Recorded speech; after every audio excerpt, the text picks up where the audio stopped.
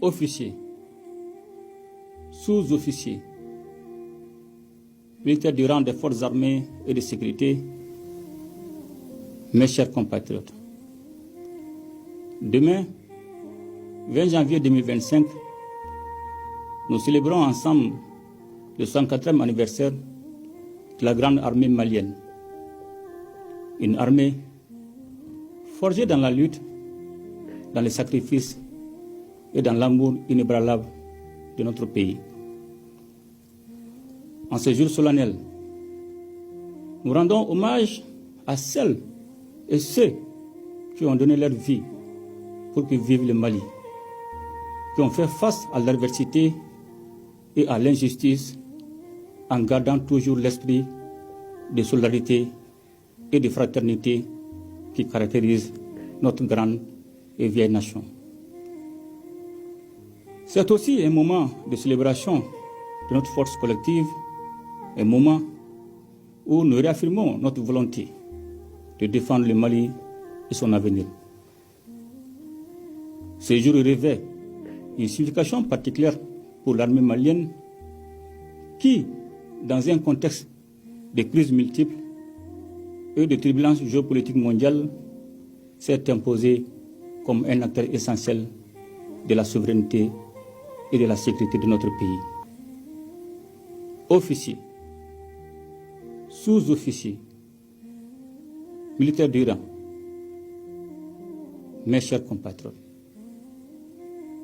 en ces jours de célébration de notre armée, quelques jours après la commémoration de la Journée nationale de la souveraineté retrouvée, il me plaît de faire savoir à nos adversaires, au-dedans comme au-dehors, que le Mali n'est plus un terrain de prédilection pour les nostalgiques d'un passé révolu avec un esprit paternaliste. Le Mali est un acteur libre, souverain, qui choisit sa destinée en toute connaissance des causes. Le Mali, dont l'armée était démoralisée, humiliée et infantilisée, se présente désormais comme un acteur important dans la sous-région. L'armée malienne, fidèle à sa tradition, a montré la voie en mettant en échec les forces qui cherchaient à déstabiliser notre pays. Son exemple sert désormais de modèle pour nos sociétés civiles, pour nos populations, dont la mobilisation aux côtés des armées constitue une garantie de succès. Officiers, sous-officiers, militaires du rang, mes chers compatriotes,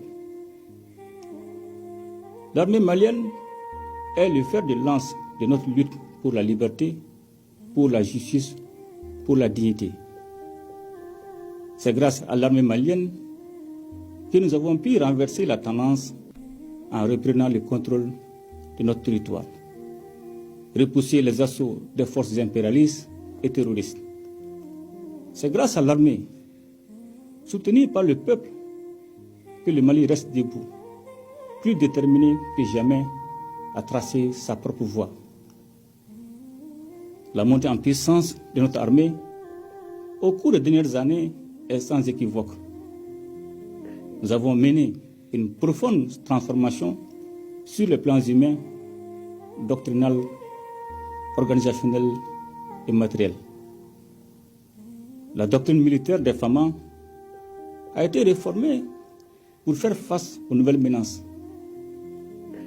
Grâce à la nouvelle impulsion insufflée par l'école de guerre du Mali, qui abrite sa première promotion AIS.